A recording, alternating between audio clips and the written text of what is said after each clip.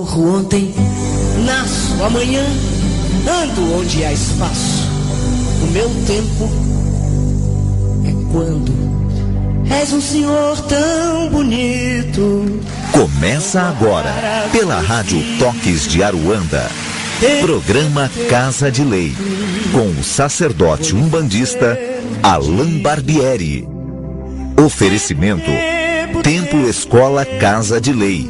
Confira a nossa agenda de atividades no site www.casadelei.com.br www.casadelei.com.br. Portal Estudar em Casa.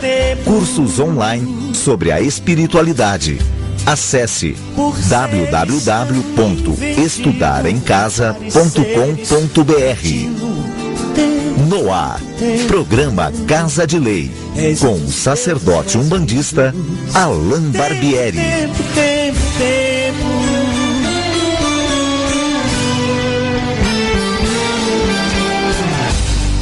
Peço-te o prazer legítimo e um movimento preciso. Tempo. Quando o tempo for propício. Estamos no ar com mais um programa Casa de Lei. Boa noite a todos vocês. 9 horas em ponto. Transmitindo nosso programa do Templo Escola Casa de Lei, em São Paulo. Muito obrigado pela audiência de todos os irmãos e irmãs de fé aí que estão espalhados pelo mundo afora, nos ouvindo aqui nessa terça-feira, acompanhando mais um programa, nosso encontro semanal aqui na rádio, em que a gente reserva esse espaço para bater um papo com os ouvintes, ouvir vocês, dar algumas orientações e aprender aí com as mensagens que nos são enviadas, porque a gente também aprende bastante aqui. Vânia, seja bem-vinda, né? Obrigada, boa noite, gente. Pronta para mais um programa? Pronta. Clima de Copa do Mundo, né? Vânia tá toda de verde e amarelo, com um chapéuzinho com a bandeira do Brasil. Sim, claro. Brincadeira. Bom, a gente hoje, então, tem bastante pergunta, bastante mensagem para o nosso dia aqui. Eu quero agradecer desde já, né, todas as participações. E se você quer mandar a sua pergunta para a gente, manda agora, manda durante o programa, o mais cedo possível que você puder. Não deixa para enviar no final, porque infelizmente tem sobrado muitas dúvidas, né? Tem acumulado as perguntas e a gente não está dando conta de responder. Então, se você tem interesse em mandar a sua pergunta, já manda agora, tá? Os canais que a gente tem à disposição é o Facebook, a página Templo Escola Casa de Lei. Curte a nossa página, envia a sua pergunta como mensagem. Se você quiser me adicionar no meu perfil pessoal, é Alain Barbieri. Temos o e-mail casadelei@gmail.com e o Skype Casa de Lei. Todos esses canais eles estão abertos aqui para poder receber a sua mensagem. Então, participe à vontade, mande as suas perguntas e, por favor, divulgue. Você está na rede social, a maioria de vocês está na rede social, seja no Face, seja no Twitter, ou qualquer outra que você esteja acessando aí. Comente, compartilhe, poste aí falando que você está ouvindo a rádio, para que outros irmãos possam também se beneficiar dessa proposta aqui, tá bom? Mensagem do programa de hoje, Vânia. Certo. Bom, o livro, como a gente sempre recomenda, é o Sabedoria de Preto Velho, do Robson Pinheiro. E é o texto Seu Compromisso. Esse Sabedoria de Preto Velho, esse texto que eu vou ler, ele é todo baseado em uma conversa, um aconselhamento mesmo de Preto Velho. Se você se dedica ao trabalho do bem, assumindo a sua responsabilidade na escola de Jesus, não se iluda quando ao que encontrará em seu caminho. Os pedregulhos na estrada, quando fixados definitivamente pelo olhar, sob o calor do sol, costumam se multiplicar a visão do ser. Mas se você recolher essas pedras, meu filho, terá adquirido a experiência proveitosa, utilizando-as como base de alguma construção. As águas que descem em um rio caudaloso podem causar certos estragos ao longo do percurso ou ao redor das margens. Contudo, se forem definitivamente canalizadas ou represadas, certamente servirão de impulso para o progresso na geração de energia e trabalho. Observe também, meu filho, os aparentes percalços da jornada espiritual e tire proveito deles para seu crescimento. Aqueles companheiros que lançam injúrias sobre você podem ser apreciados como amigos que incentivam, meu filho, a se melhorar. De vez que, ao falarem de algo contra você, apenas dizem o que veem e ouvem. Muitas vezes, isso pode funcionar como espelho para que você possa aprimorar-se e corrigir-se. As dificuldades encontradas em suas experiências na tarefa do bem podem servir para afirmar sua fé e testar a persistência no compromisso assumido.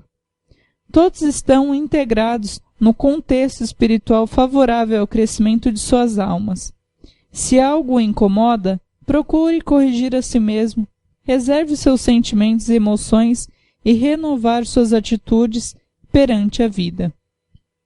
Direcione seus pensamentos e sentimentos e interprete tudo pela ótica do eterno bem, entendendo, meu filho, que você dispõe exatamente daquilo e daqueles que mais necessita para o seu aprendizado.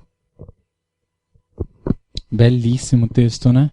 É muito lindo. Eu adoro o livro Sabedoria de Preto Velho, Robson Pinheiro, editora Casa dos Espíritos. Belíssimo livro. Recomendo, se você não tem, procure aí na internet, lojas como Submarino, entre outras, você consegue adquirir facilmente. E sebo virtual, estante virtual, entre outros que você consegue adquirir também num preço bom. Vale a pena. Sabedoria de Preto Velho, recomendação do nosso programa de hoje. Bom, vamos lá então. A gente hoje não tem muito tempo, né? 1 hora a gente tem visto que é pouquíssimo. 1 hora não está dando 1 hora aqui pra gente, né? Tá durando menos tempo, parece. Então a gente vai correr para que a gente possa interagir o máximo possível com vocês que estão nos mandando as mensagens aqui. Vamos lá. Vânia, por favor, me passa a primeira pergunta daí. Tá, vou te passar a do Ricardo, tá? Ok. Boa noite. Pai, o senhor falou para adotarmos um dia para fazermos nossa limpeza espiritual. Seria certo fazer uma limpeza de sal grosso tanto na casa quanto para banho e poderia ser feita de 7 em 7 dias, como o senhor falou?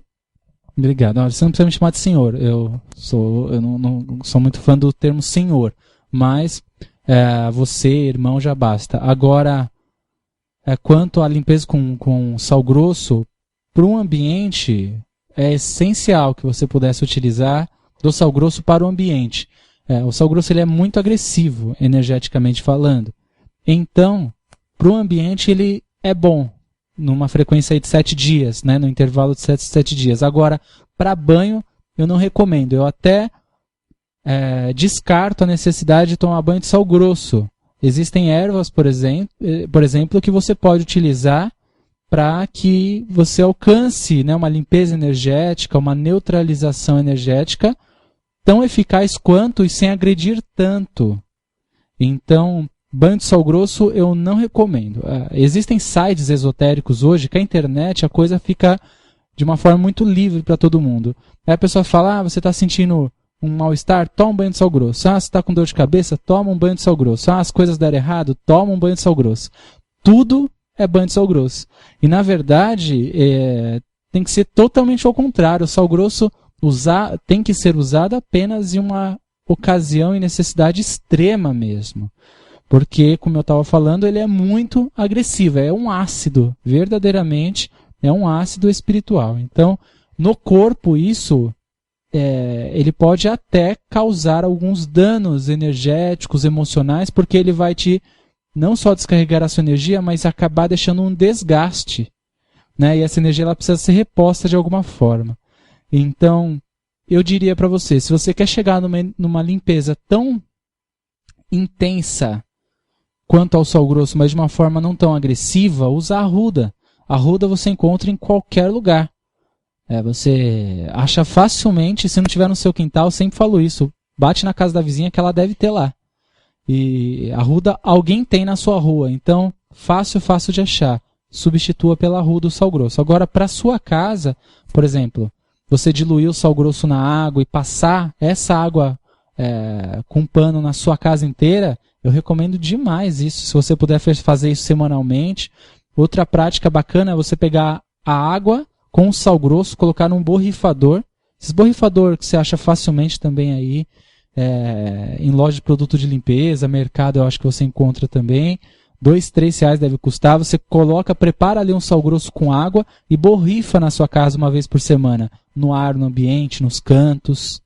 Né? Não muito, porque senão fica o sal grosso, ele acaba pregnando na parede, fica uma coisa meio feia, mas o suficiente para poder passar em todo o ambiente.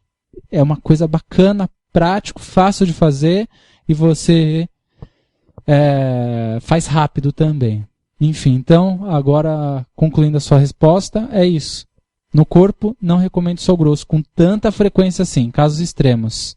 E no ambiente, sempre que você puder. Uma vez por semana é o suficiente e é bacana. Tá bom? Obrigado, viu, pela participação. Certo. Bom, deixa eu passar uma daqui, do Johannes. Tá. Ele diz... Ele manda um boa noite aqui também, viu? Legal. Boa noite, Johannes. Fui intuído a comprar as ervas arruda, guiné e levante para fazer parte delas para o banho, todas as 3.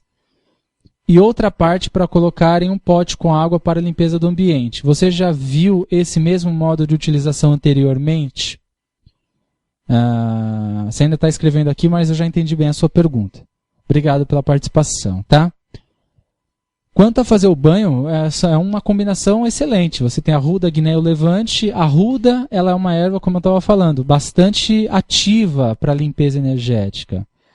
O guiné, ele é uma erva que a gente gosta muito de utilizar. Ela é um intermediário. Ela, ao mesmo tempo que ela limpa, ela te repõe. Ela é uma erva excelente para você usar até só ela mesmo, tá? O levante é uma erva ativa. Você escreveu elevante, na verdade é levante. Ela é uma erva também extremamente equilibradora, como a gente classifica aqui. E ela vai também repor energeticamente a sua necessidade. Então você tem uma combinação excelente aqui para a limpeza e o equilíbrio, tá? Ótimo. Agora, quanto colocar elas num recipiente com água para limpar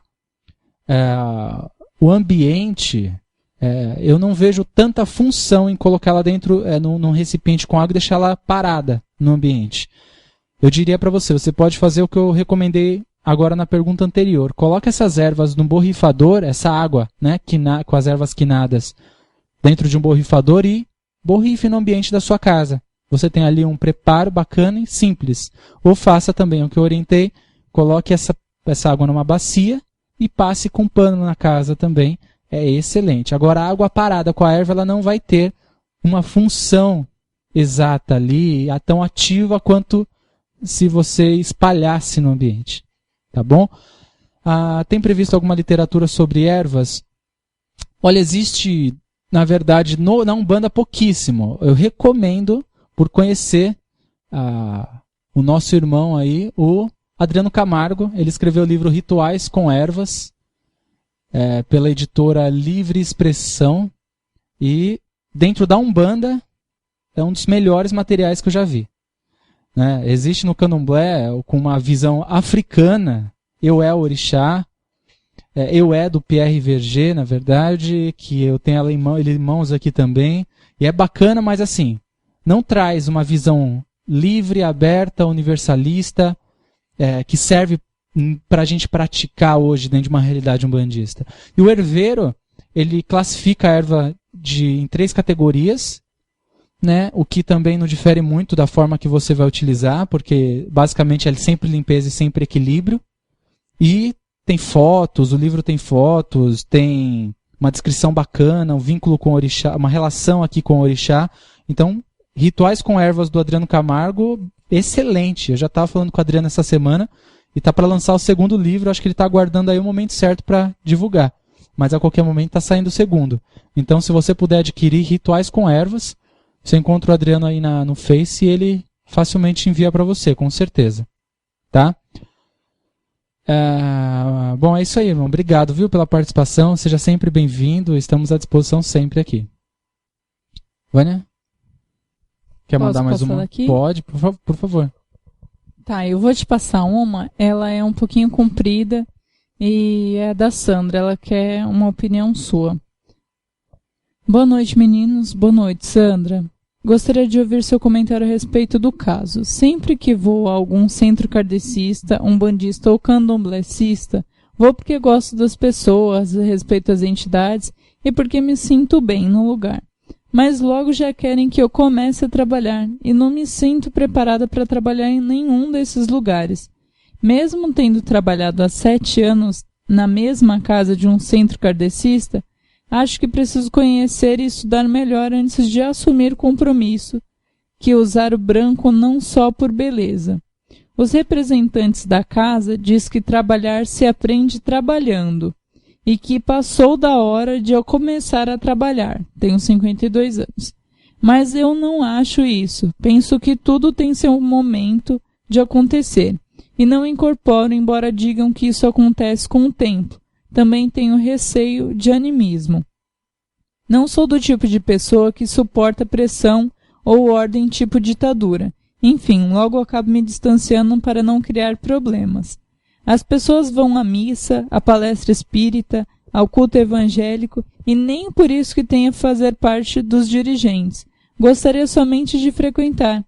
Sei que sou filho de Oxum e Oxóssi, tenho o maior carinho e respeito, mas não quero assumir nenhum compromisso. Me disseram que se eu não trabalhar, minha família será punida e minha situação financeira não vai melhorar. Sou geminiana e não gosto de ser pressionada ou coagida, mesmo porque o Deus que acredito não é um Deus de barganha. Caso responda, eu estarei ouvindo. Beijinho carinhoso. Maravilhoso sua pergunta e maravilhoso sua resposta, né? Porque você já respondeu, você só quer uma afirmação, porque você já tem a resposta.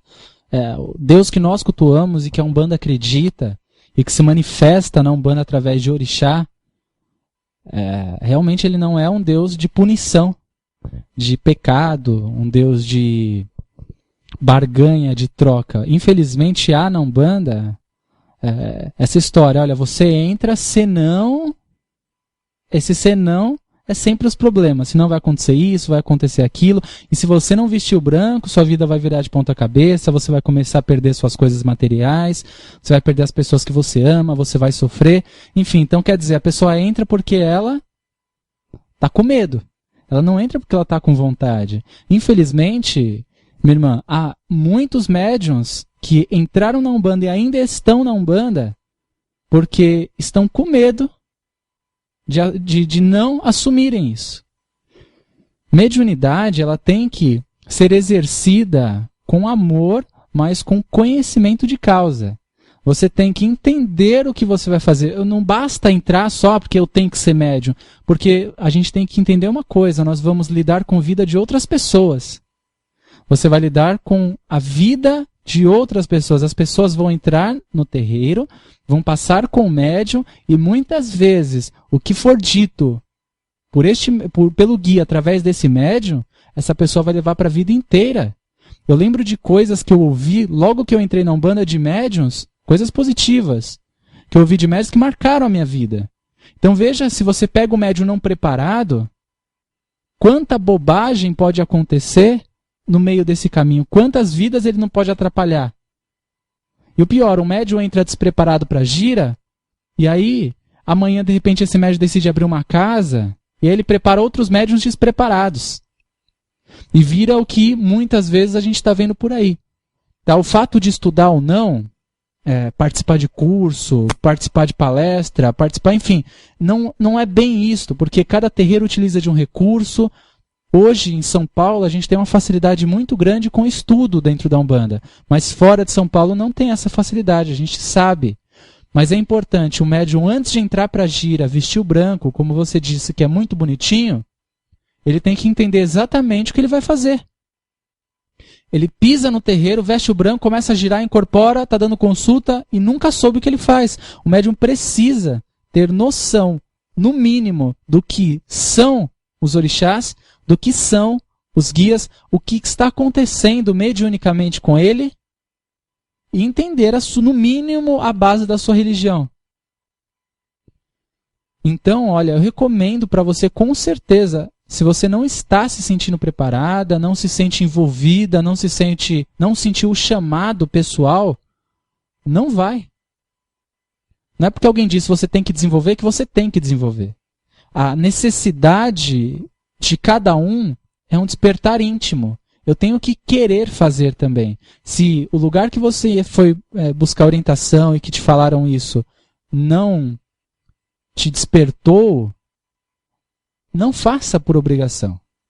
É simples assim. Eu recomendo que você, onde você estiver, em que cidade você estiver, vá buscar um lugar então que te dê orientação. E você não precisa obrigatoriamente fazer parte de uma corrente mediúnica. Você pode ser assistência para o resto da vida. É claro que o médium traz dentro de si uma missão de vida. Ele traz dentro de si um caminho para ele traçar. Cedo ou tarde, essa energia que está vibrando dentro dele tem que extravasar. De alguma forma isso vai acontecer. Mas você não precisa correr com tudo, parar tudo para fazer aquilo que você ainda não se sente preparada. E não é porque você tem 50 e poucos anos que já está tarde para você.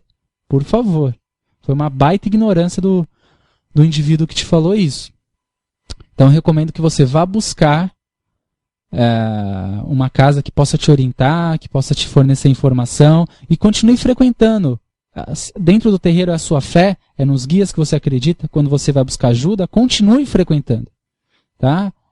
Porque para se doar como médium, você tem que querer muito, estar muito bem preparado. Porque você vai lidar com a vida de outras pessoas. E ponto final. A gente aprende muito no terreiro, aprende muito com os guias. Há pessoas que falam, mas não se aprende em curso, não se aprende estudando. O ensino verdadeiro é com o guia. Eu concordo também, em partes. O guia ensina muito. Mas o médium tem que ser um bom instrumento para poder canalizar o que o guia está passando. O médium não faz nada, não se prepara em nada, não sabe nada. O guia vai passar o que para ele? Infelizmente, a capacidade, as limitações da comunicação do guia é exatamente o médium. O guia se limita completamente à capacidade intelectual do médium. Quanto mais o médium sabe, mais o guia está aberto a transmitir aquilo. Quanto menos o médium sabe, sempre vai ser o pouco que esse guia vai transmitir. Então, o estudo, sem dúvida alguma, ele é necessário para qualquer médium. Seja na Umbanda, seja no Espiritismo, ou seja em qualquer outra religião. Você tem que entender. E ponto final. Bom, vamos lá. Caro Alan, o Johannes está complementando aqui. Caro Alan, pode citar por aqui os nomes dos livros e do sobrenome de um dos autores? Seria Adriano Camargo, isso? Do livro, a gente tem um Eu É, do Pierre Verger, Eu É, E-W-E, do Pierre Verger, mas traz uma visão muito mais africanista. Nós não estamos no candomblé. A gente pode pegar esse material para estudo de uma forma aí complementar bacana, mas ele não pode ser uma referência tão positiva, porque você vai ver nos livros a maioria do candomblé só tem receita. Você pega a erva para receita de não sei o que, receita de não sei o que, não me dá uma base, um fundamento das ervas que a gente vai utilizar na Umbanda. Então hoje, na Umbanda, a gente tem um livro que é bem bacana, que traz muita informação positiva para uma visão umbandista, que é Rituais com Ervas, Banhos, Defumações e Benzimentos, do Adriano Camargo. Este é o livro que, se eu for falar para você, olha, compra um livro sobre ervas, esse é um livro que eu te recomendaria. Vale a pena, tá? Existem outros de ervas, por exemplo, a Madras tem um chamado História das Ervas Mágicas e Medicinais, só que fala mais das histórias das ervas, a sua presença nas culturas diversas. Enfim, não é um livro para você poder consultar as ervas em si. Então, Rituais com Ervas é um bom material, com certeza. Tá bom? Tem um outro bacana também, deixa eu ver aqui. Rituais de Amaci, aqui. Tá. Umbanda, Rituais de Amaci, com Oferendas e Orações, da editora Madras. Também é um bom livro. Tem algumas coisas sobre ervas aqui também, tá? Pouca coisa, mas já é mais algo para você complementar. Umbanda, Rituais de Amaci, com Oferendas e Orações. Fica as dicas aí, tá bom? Obrigado. Depois eu passo para você escrito aqui. Bom, vamos lá. Quer passar mais uma daí? Quero sim. Vou passar da Márcia. Minha amiga de serviço anda incorporando lá. O que eu posso fazer se ela sempre vem falar comigo incorporada da pombagira? Aí todos ficam me olhando torto. O que eu faço? Ignora. Passa batido, né? Ela vem falar com você finge que você não está ouvindo. Porque, infelizmente, sua amiga está muito enganada. Sua amiga está cometendo um grande engano aí. A pombagira não está lá. Tá? Aí pergunta, mas por que ela não estaria lá? Porque ela não tem o porquê estar lá. Né? Que nem uma vez eu ouvi uma pessoa falando, o ERE incorpora numa central de atendimento de telemarketing, né? A pessoa trabalhava numa central de telemarketing, o ERE incorporava na central e ficava atazanando os outros operadores, né? Me diz pra quê e por quê? Pedindo bala, né? Era pedindo bala? Era pedindo bala, né? Esse era o pior, bala. Então, pelo amor de Deus, né? O engraçado é que, assim, a pessoa, quando ela incorpora no serviço, ela sempre, a entidade ali que diz que está incorporada, ela sempre vai falar com alguém que sabe que ela está incorporada. Ela não vai falar com o crente. Ela vai falar com o bandista. Né? Porque essas pessoas normalmente querem evidência. Uma coisa eu sempre falo e afirmo, o guia não pega do nada. Eu sei que algumas pessoas que estão me ouvindo vão desconectar agora da rádio. Né? Mas eu vou reafirmar, o guia não pega do nada. Esse termo, né, que a gente ouve tanto, o guia me pegou. Não, ele não pega do nada. Existe um ritual para que o guia incorpore. O guia não está do seu lado andando, sentiu o cheiro de pinga, vou incorporar. Né? Tem uma garrafa de pinga, o guia incorpora. Houve também uma outra situação que relataram pra gente da pombagira, que incorporava na roda de amigos para ficar tomando champanhe com todo mundo. Pra quê? Né? A pessoa que incorpora a pombagira, você pergunta para ela, descreva para mim o que é pombagira. Ela vai te dizer, pombagira é um espírito que vive na rua, é o povo da rua. Ela não vai saber o que é pombagira. A pessoa que se deixa levar por essa emoção, ela não sabe o que é aquela entidade. Porque se ela soubesse, ela não cometeria o erro. Entende? Agora, aqueles que talvez tenham alguma dúvida, algum receio do estudo dentro da Umbanda, o estudo te impede de cometer alguns erros. Porque incorporar é uma delícia, mas não é tudo. Então, algumas pessoas, principalmente quando estão começando a incorporar, qualquer coisa que acontece na sua vida, o guia está aqui. E eu tenho que aprender a ser independente. Eu resolver os meus problemas. Eu solucionar as questões energéticas da minha casa. Aconteceu uma briga em casa, a entidade incorpora para resolver. Fulano de tal me magoou, a entidade incorpora para dar uma lição de moral. Tá com dor de cabeça, a entidade incorpora para dar um passe. O ambiente da casa está pesado, a entidade incorpora para resolver. Poxa vida! Vou te passar 3 ervinhas aqui que você resolve tudo isso. Entendeu? Que a entidade não precisa e não tem o porquê fazer o procedimento de incorporar a qualquer hora, a qualquer momento. E outro detalhe, a entidade sempre preserva o seu médium. Um herê vai incorporar em uma empresa defamando a religião de Umbanda, defamando a própria médium, só porque ele quer bala? Me desculpa, né? Sentido isso não faz. Então é uma questão de bom senso. Se eu colocar o bom senso aqui, eu já vejo que tem alguma coisa errada. Então, olha, o meu conselho para você, chama a polícia para essa sua amiga. Né? Porque, por favor, é um desrespeito à Umbanda e a ela própria. É uma pena. Bom, vamos lá. Vamos prosseguindo aqui com a nossa... Você quer que eu passe daqui? Pode passar, se você quiser, tiver uma na mão aí, pode passar. Tá bom. É a Vanessa Assis. Boa noite, Alain. Eu e meu marido não perdemos seu programa. Descobrimos o programa pelo Face e fazemos curso com vocês. Alain, tenho uma grande dúvida. Sou nova na Magnífica Umbanda e assim cada um fala uma coisa. Espírito tem sexo? E como funciona ou como explica a homossexualidade na Umbanda? Ficarei agradecida desde já, axé. Qual que é o nome? Vanessa. Vanessa. Bom, Vanessa, obrigado, viu? Seja sempre bem-vinda. Bom, na verdade, assim, o espírito tem sexo, com certeza. Porque principalmente os espíritos que viveram na Terra. E no plano espiritual vão assumir uma roupagem ou a característica de uma encarnação em que ou é necessário para ele naquele momento, para ele ou para ela, ou se afiniza naquele momento. A questão da homossexualidade no plano espiritual, que a gente tem que dividir aqui é o seguinte: a homossexualidade, ela faz parte, a gente não pode colocar como algo externo necessariamente, é parte de alguém isso.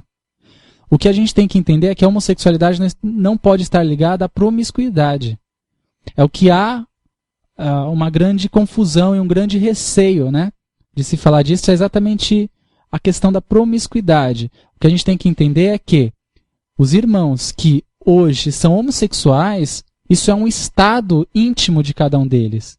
É um estado que faz parte dele, não é assim uma opção, eu escolhi ser homossexual, né? Todos os que são homossexuais e puderam de alguma forma falar disso pra gente, sempre relatam que não se escolhe, não é uma opção, isso está dentro de si. Isso vai refletir do mesmo jeito no plano espiritual, porque isso não necessariamente está ligado a um pecado, a um problema. Aqui para nós é visto como um preconceito, do outro lado pode ser visto como parte do indivíduo, como parte da sua personalidade, como parte do seu íntimo. Então para nós há essa diferença enorme. No plano espiritual, possivelmente não. Porque se a gente imagina num plano estável, de respeito, isso não vai ser visto como aquele excluído, aquele diferente. Aqui, infelizmente, é o negro, o japonês e todos os outros. Qualquer que seja a diferença que há de um grupo, é colocado como diferente e talvez não aceito. Então, no plano espiritual, com certeza isso não vai influenciar de alguma forma na evolução, na caminhada. É um ser humano como qualquer outro, como eu, como você e qualquer outra pessoa. Quanto ao espírito ter sexo, o masculino e o feminino está presente, como eu falei, muitas vezes por ele assumir a roupagem de outra encarnação. Hoje, o Alan é homem, pode ser que quando eu desencarne, o meu espírito ainda continue assumindo a característica do Alan, e não talvez de outra encarnação. Não sei se ficou claro isso, mas eu acho que sim. Né? Você, na verdade, vai assumir, o espírito vai assumir. Existem espíritos elementais e encantados, que são espíritos que não viveram na Terra e que não necessariamente trazem a questão do masculino e do feminino. Mas, se a gente fala de um espírito que viveu na Terra, ele vai assumir sim uma roupagem de homem ou de uma mulher, do outro lado, com certeza. Bom, vamos lá. Você quer passar daí ou eu passo daqui? Eu passo daqui. Tá. Rodrigo Ribeiro. Olá, Alan, boa noite. Tenho uma dúvida e gostaria de poder entender melhor. Estou em desenvolvimento há 2 anos e sempre recebi um caboclo que vinha na linha dos 7 flechas. Mas de uns 2 meses para cá, começou a chegar um Exu no lugar dele. Pode acontecer isso? É normal receber um Exu em gira de caboclos? Obrigado e axé a vocês da rádio e a todos os ouvintes. Obrigado, Rodrigo. Não é normal. Não é normal e aí você tem que ver o seguinte, como que está funcionando a gira desse desenvolvimento. Porque há desenvolvimentos, há giras, né, de desenvolvimento em alguns terreiros, que cantam para vários guias e incorporam aquilo que você sentir. Você está sentindo Exu, incorpora Exu. Ou está sentindo Preto Velho, incorpora Preto Velho. Há giras, pessoas que fazem dessa forma. Eu não sei exatamente como está se passando na sua casa. Mas é bom você, com certeza, pedir para um Cambone, ou você mesmo como médium, deixar essa pergunta para essa entidade. Ou o dirigente mesmo vir perguntar. A gente tem um hábito no desenvolvimento que é perguntar coisas para os guias. Não para provar a existência dele, mas para entender quem é. Isso dá ao médium a sua segurança também de saber, não criar essa dúvida que você está tendo. Então pergunte. Você falou, é uma gíria específica de Oxóssi. Então veja o seguinte, Rodrigo, veja se de repente não é um caboclo que traz essa característica muito próxima a Exu. Existe uma linha chamada de caboclo africano que traz características muito próximas de Exu. E não é Exu. Atuam de uma forma diferente, são muito mais rudes no comportamento, parece ter uma impressão de ser um pouco mais denso, aquela energia mais densa. Então talvez você que está em desenvolvimento não tenha identificado essa diferença. Pergunte. Peça para alguém perguntar para a entidade vai falar. De alguma forma ela tem que falar. Se houve essa mudança na incorporação dessas entidades, você está capaz de transmitir e canalizar o que essa entidade vem a dizer. Tá? O que a gente tem que entender é assim, não se preocupe com tantos guias para incorporar, não se preocupe, olha, eu estou incorporando esse, daqui a um tempo vai vir outro, não se preocupe. A gente preza muito e sempre recomenda às pessoas, se preocupe em entender e aprender tudo sobre uma entidade. Porque às vezes a pessoa incorpora 10 entidades, 20 entidades, e a pessoa não sabe sobre uma direito. Então preze a entender e pergunte também a esse próprio Exu e converse quando não estiver incorporado com o caboclo. Peça, faça uma oração e pergunte o porquê que não incorpora mais. Porque a entidade não some do nada, as entidades não passam na frente uma da outra, não há essa bagunça no plano espiritual como para alguns pode parecer. Então, se outra entidade está incorporando, tem um porquê. Ok? Mas é muito bacana você perguntar à entidade. Se ela incorporou, ela tem o que dizer. Sempre. Mudou alguma coisa, pergunta. O porquê mudou? Perguntar ao guia não é um desrespeito ao guia. É querer aprender. O guia vai nos ensinar conforme a gente pergunta. Então é essencial que você questione. E peça, se você não tem segurança para deixar a pergunta na sua cabeça, para que a entidade possa então responder para você, peça que um Cambone pergunte, ou peça que o dirigente pergunte. Mas faça isso hoje, porque senão vai passar, acostuma, aí não sabe nunca o porquê que aconteceu isso. Pergunta agora. Esse é um momento bacana do desenvolvimento. Um momento de você poder descobrir tudo que está à sua volta. Tá? Mas assim, não há necessidade, a não ser que o terreiro permita essa estrutura, mas não há necessidade de um Exu incorporar numa gíria de caboclo. Porque no plano espiritual, o envolvimento energético daquela estrutura é da corrente dos caboclos. Então não vai entrar um cigano do nada ali. Tá? Porque eles não estão perdidos. Há uma estrutura muito bem organizada do outro lado. Ok? O Exu não está perdido, passou na frente do caboclo e está incorporando agora. Ok, Rodrigo? Obrigado, viu, pela participação. Seja sempre bem-vindo aqui ao nosso programa. Você que está chegando agora, nós estamos ao vivo com o programa Casa de Lei aqui na Rádio Toques de Aruanda. Quer mandar perguntas, mensagens, participar do nosso programa? Temos os canais à disposição. Face, Templo Escola Casa de Lei, a página. Curte a página, envia sua pergunta como mensagem. Me adiciona no meu perfil pessoal se você quiser, que é Alain Barbieri. Temos o e-mail casadelei@gmail.com e o Skype Casa de Lei. Estamos aqui à disposição para dar as orientações necessárias.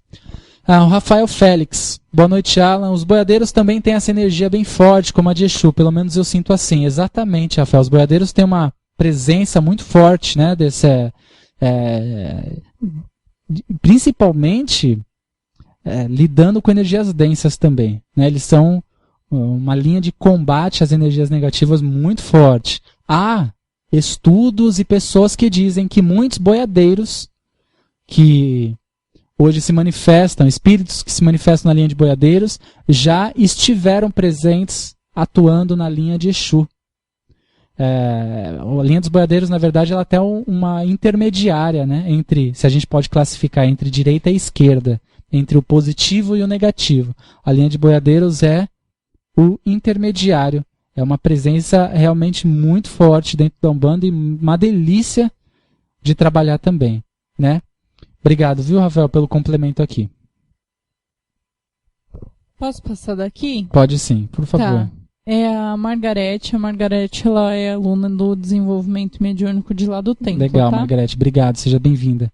Boa noite, Alain e Vânia. Boa noite. Se a minha internet não falhar, estarei ouvindo vocês. Isso. Legal. Em alguns terreiros cantam na hora de saudar à esquerda. Missaraganga, missarangueiro. Missaragangueiro, acho que é isso. Tem tradução ou o que é? Obrigada, até a nossa aula de quinta. Ansiosa como sempre. Obrigado, a gente vai falar de Oxum e Oxumaré, inclusive, na quinta-feira, viu? Isso. Missaraganga, existe Missaraganga, me abre a porta e me fecha o terreiro. Na verdade, pelo que eu conheço, é um termo dentro do culto de Angola.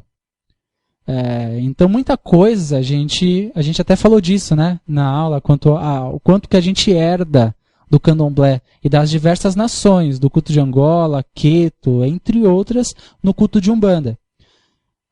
O fato de cantar é importante realmente buscar, se aprofundar e buscar, se caso isso ocorra no seu terreiro, buscar entender o que é Missaraganga, ou até perguntar para o próprio dirigente que utiliza desse termo. Né? Eu conheço muitas casas que utilizam, cantando Missaraganga na abertura dos terreiros realmente, na abertura da gira, saudando à esquerda. Mas pelo que eu sei, é uma referência às divindades que guardam como Exus mesmo, mas no culto de Angola. É um termo do culto de Angola mesmo. A Elaine Cristina, que também é do desenvolvimento, está falando: boa noite, no meu centro falavam Missanguele. Então, também já ouvi esse termo também, viu, Elaine? Mas enfim, são termos herdados do idioma das variações, né, do idioma Yorubá. Então é bacana, se você canta isso no terreiro, procurar saber detalhadamente o que é. Mas é uma referência à divindade que vai guardar ali. Tá? Existem outras que a gente vai encontrar, por exemplo, Lebara, né? É um termo que não é utilizado tanto dentro da Umbanda, mas há terreiros que usam para dar referência à pombagira. Então as Lebaras é um termo também africano. Enfim, então são vários aí que cada terreiro vai inserir dentro do seu culto e daquilo que aprendeu. Mas é bacana, para a gente cantar, entender o que está cantando. É legal se aprofundar e perguntar para o dirigente também, né, para saber o que estamos falando aqui. Né? Bacana, obrigado, viu, pela participação e até quinta-feira. Ela manda outra perguntinha aqui também. Quantas vezes se faz o amaci e foi feito para saber o guia de cabeça, ou a pessoa já sabe, é preciso fazê-lo se ficaram uns meses ou um ano ou mais ou menos fora do terreiro? Então, bacana. Sua pergunta, porque eu acho que vai esclarecer muita gente. Porque o amaci ele vai ser parte do ritual de cada casa. Há casas que utilizam do amaci uma vez por ano. Há casas que utilizam do amaci a cada consagração de orixá. Por exemplo, no ano, janeiro se comemora Oxóssi. Nessa comemoração de Oxóssi se tem a oferenda coletiva Oxóssi, alguns terreiros vão para a mata, realizam amaci. Aí em tal mês se comemora Oxum. E aí se faz o amaci para Oxum. Aí o outro se comemora Iemanjá no final do ano. Faz o amaci para Iemanjá. Enfim, cada terreiro utiliza de um recurso. Há terreiros que só colocam o amaci quando o médium entra para a corrente mediúnica. Enfim, na nossa casa, o amaci ele é parte do ritual. Ele não acontece uma única vez. Existe o primeiro amaci, que é quando o médium entra na casa, que é quando o médium vai fazer parte da corrente, né? Porque esse é um amaci consagratório nos fundamentos da casa. E a partir daí, a cada trabalho consagratório, se a gente pode chamar assim, por exemplo, festa de Ogum, uma comemoração específica do orixá, existe o amaci, preparado com as ervas desse orixá e com os fundamentos desse orixá, que complementa a oferenda, que complementa o ritual. É sempre para fortalecer a coroa do médium. A gente tem até dito isso no curso, né, que o médium tem dentro de si a essência de todos os orixás.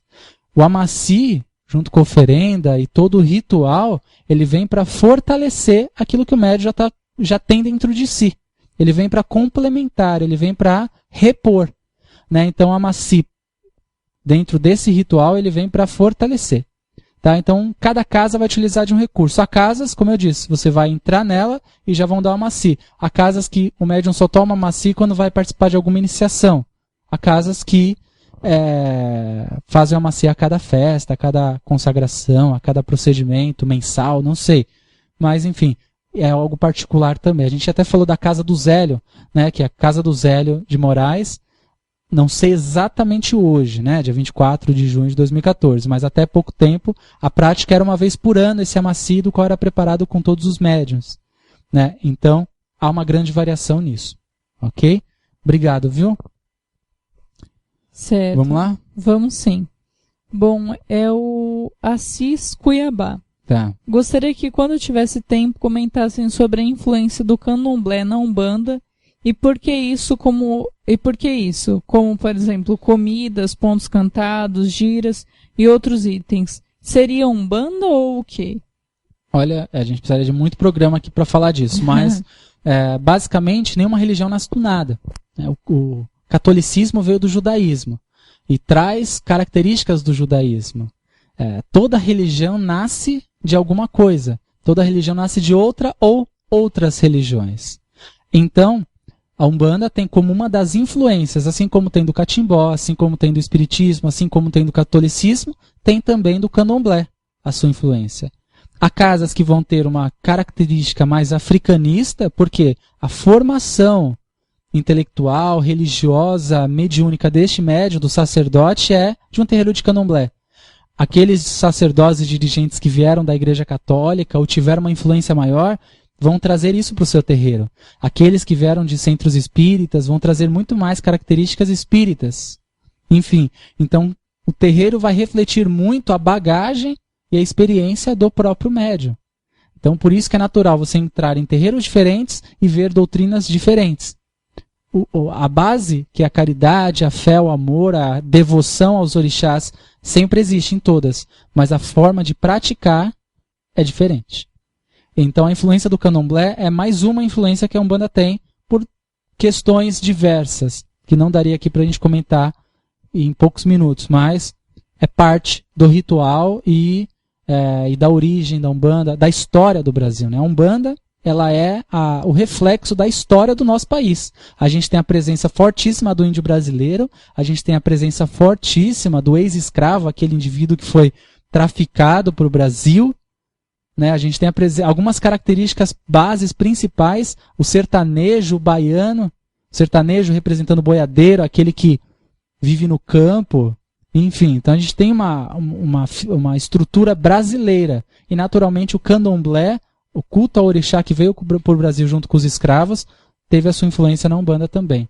Mas aí é uma longa história, e se um dia puder estar lá na nossa aula sobre o candomblé, você é meu convidado, tá bom? Estamos em São Paulo, seja bem-vindo. Vamos lá, deixa eu pegar uma pergunta aqui. Tá, só um comentário aqui da Márcia Costa. Ela diz assim: vocês são ótimos. A questão de gente incorporar no trabalho, vocês realmente sabem o que falam e orientam bem. Parabéns. Você que é o máximo, obrigado. Conrado. Boa noite, Alan e Vânia. Os senhores Exus. Conrado sempre participou do nosso programa, sempre falou isso, todo o programa, né? O pessoal já até decorou. Os senhores Exus, assim como os Exus mirins, são seres que não tiveram encarnação na Terra. Muito obrigado e axé. Conrado, obrigado pela participação. Falar da questão Exu Mirim, para muitos, é bastante complexo, né? As pessoas estão ouvindo, como assim os Exus Mirins não tiveram encarnação na Terra? É uma longa história, né? Para a gente falar disso também em poucos minutos. Mas os Exus, eles são espíritos que, na sua maioria, 99,9%, viveram na Terra. Viveram, estiveram presentes em algum momento, em algum momento, participaram da vida terrena, como nós, homens. Então, eles hoje representam e trazem para essa linha de trabalho não só a sua experiência de vida, mas também a sua experiência como a linha de trabalho, como parte do ritual, mas também muito das características da sua vida em terra.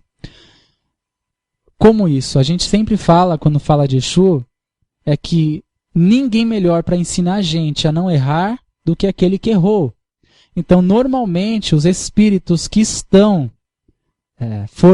formando a linha de Exu na Umbanda são espíritos que estiveram na Terra. Nem todos foram assassinos, barão, né? Porque todo Exu é barão.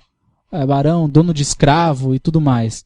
E não é bem assim, né? Mas são grandes conhecedores de algum assunto específico, né? São espíritos que têm uma capacidade intelectual muito grande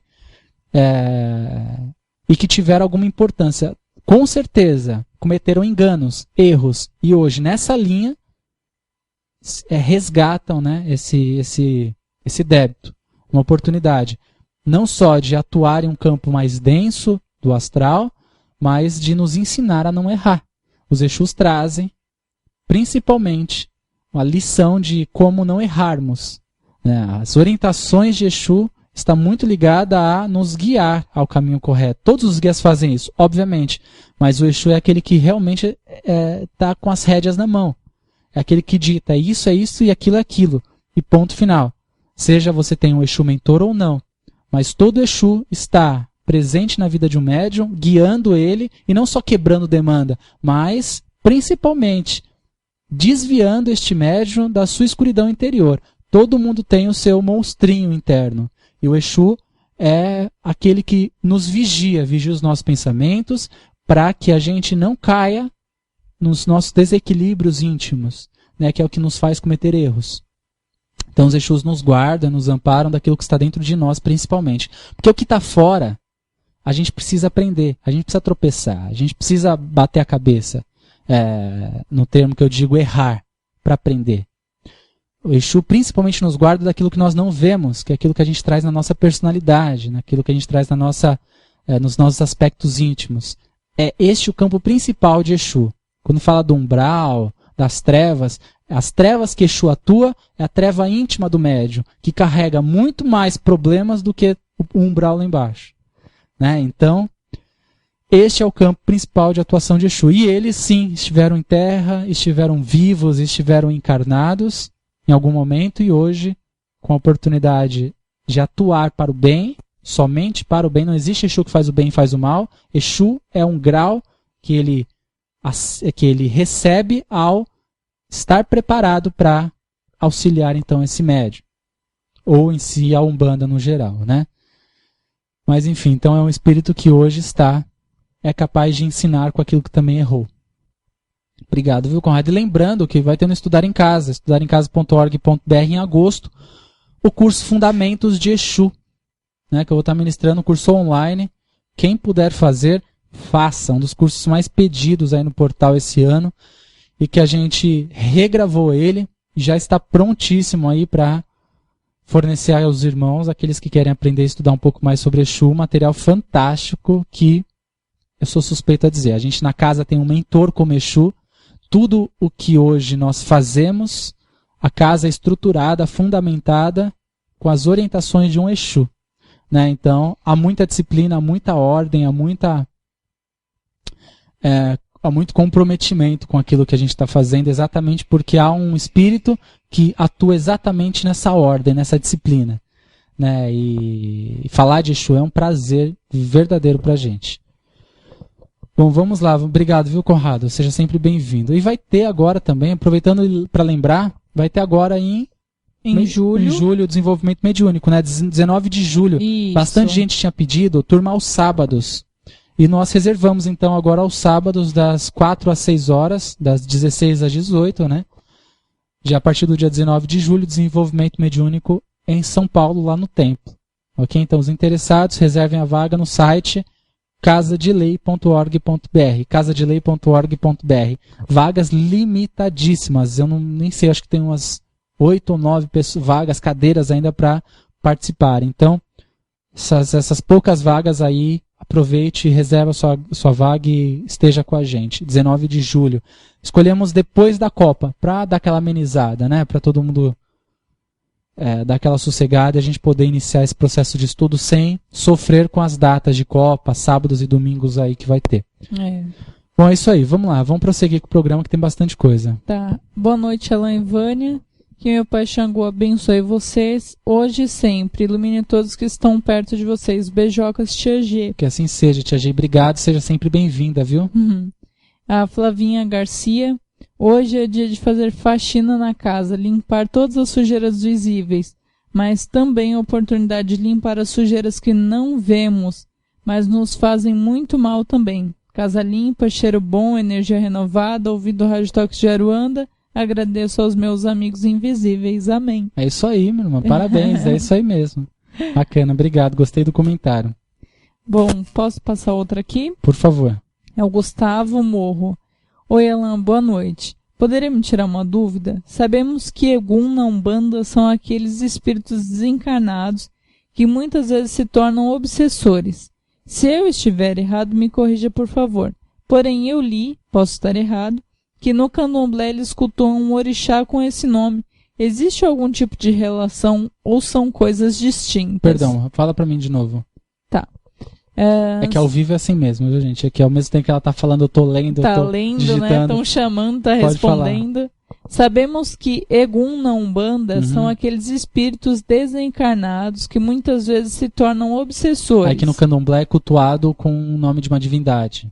Se eu estiver errado, me corrija, por favor. Porém, eu li que no candomblé eles cultuam um orixá com esse nome. Existe uma divindade chamada Egungun, né? Existe o culto a Egungun e, na verdade, não é um orixá necessariamente. Mas a gente tem que entender que é um termo. É um termo que foi inserido na Umbanda. Eu posso só falar espírito sofredor, espírito perdido, ou posso falar Egum. Então é um termo que foi trazido para a Umbanda. Que Egum, no culto africano, vai representar muito aquele que viveu na Terra, em muitos casos, né? Então associou-se muito ao espírito perdido que na Umbanda é falado. E aí é que nem o termo Quiumba também, que também a gente pode chamar de obsessor, que dentro do espiritismo é mais conhecido como obsessor. Enfim, então é só um termo, tá, irmão? É para tirar esse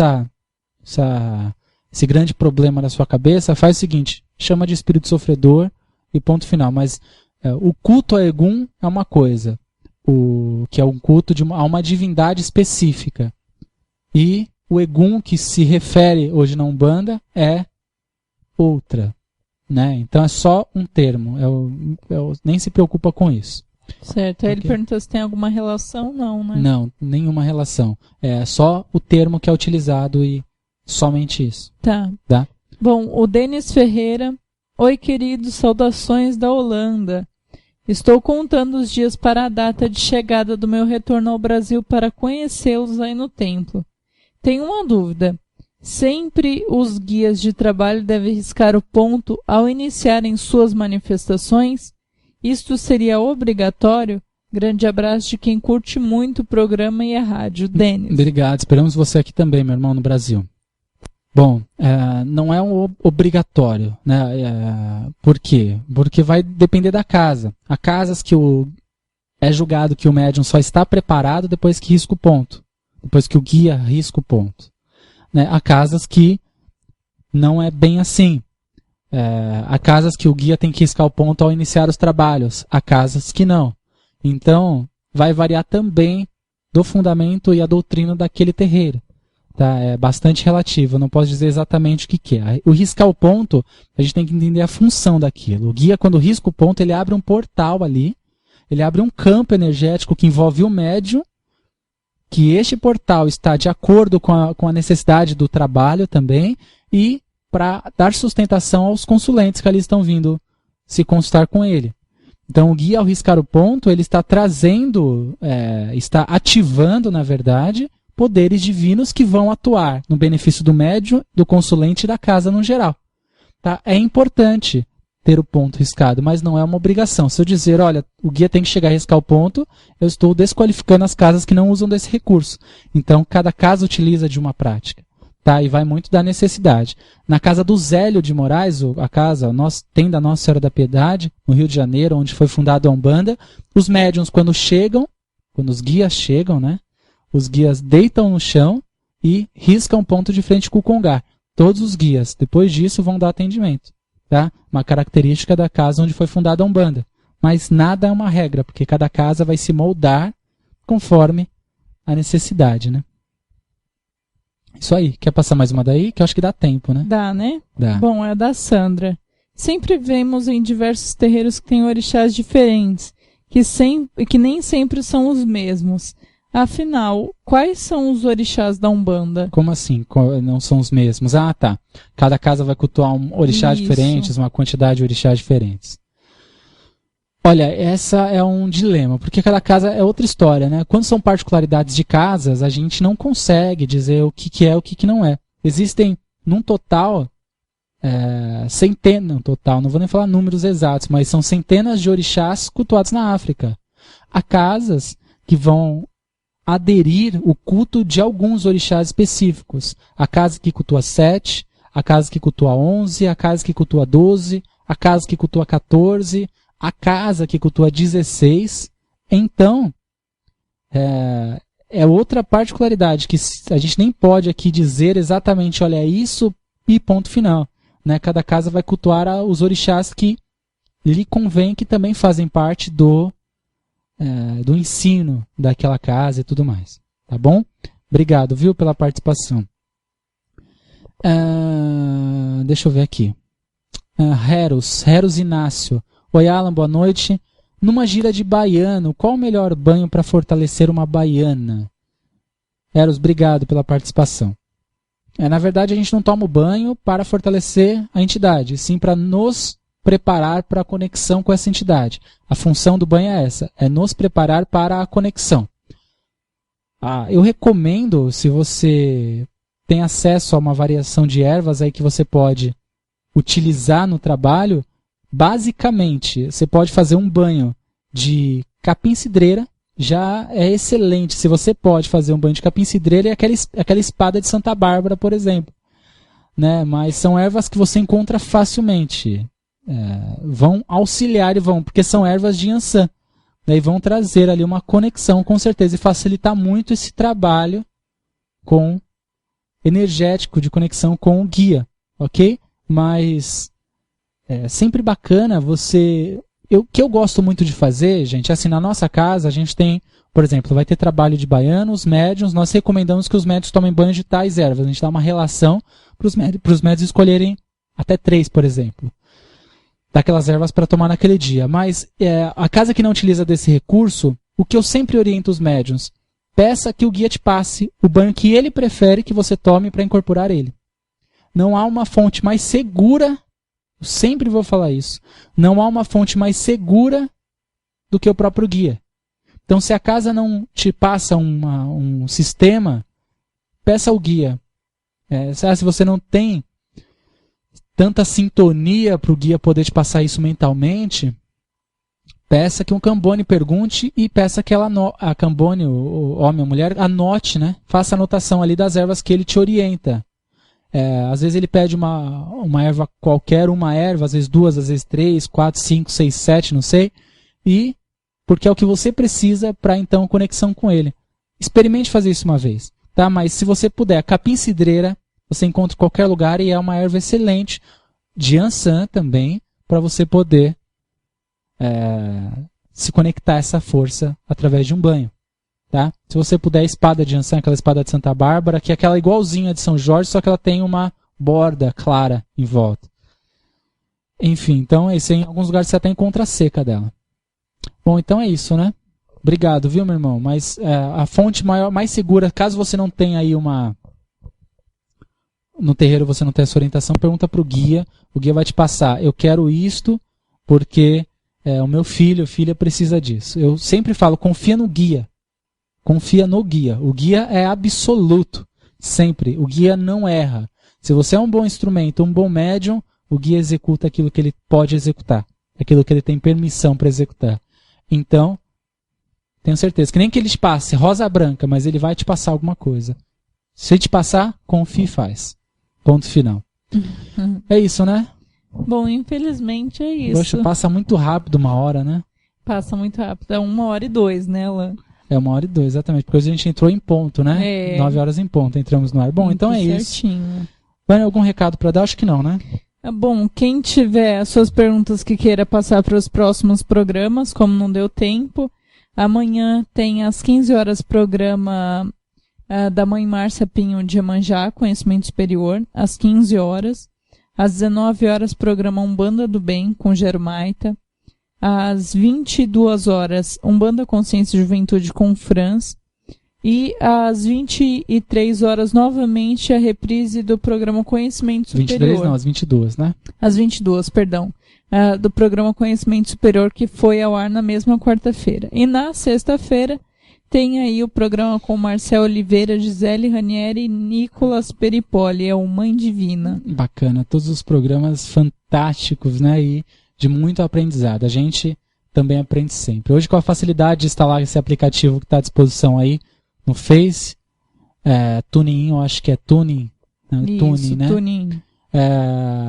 Traz essa facilidade. A gente ouve de onde estiver, né? Você que tem acesso à internet no celular, smartphone, tablet, você consegue ouvir a rádio em qualquer lugar e aí você pode ouvir os programas em qualquer dia e horário. É bacana demais. E quem não puder também tem o YouTube, exatamente, né? Que tem os programas gravados, né? Todos os programas apresentados aqui na rádio, eles são gravados e disponibilizados lá no canal do YouTube da rádio em até 7 dias após a exibição. Ou seja, esse programa que está sendo ao ar hoje, até terça-feira que vem vai estar lá no YouTube. youtube.com/Toques de Aruanda. É isso. Vamos embora? Bom, gente, obrigada mais uma vez pela oportunidade e até o programa que vem.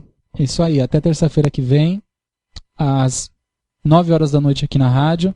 Conto com a presença de vocês. Muito obrigado pela audiência, pela divulgação. Eu tenho visto todos os comentários, todos os compartilhamentos, as pessoas postando, né, nas suas páginas dizendo que estão ouvindo a rádio. Isso é muito legal. Agradeço muito isso.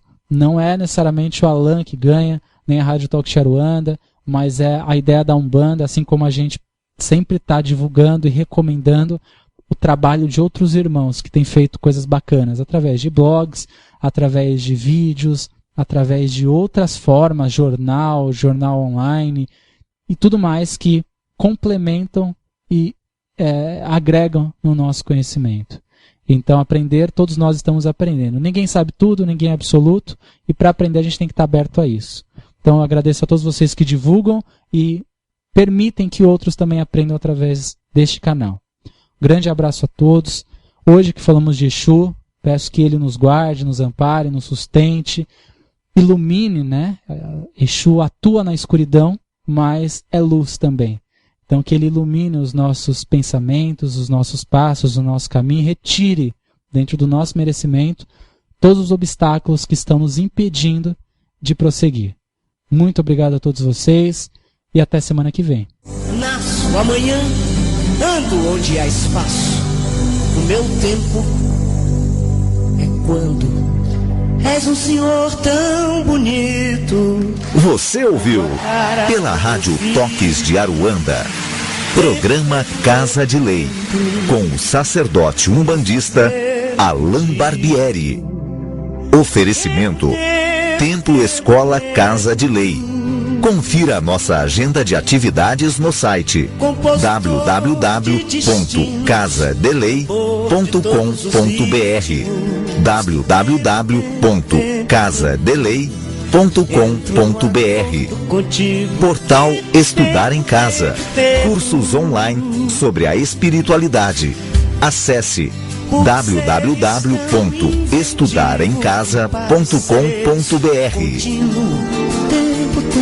Tempo, és um dos deuses mais lindos. Tempo.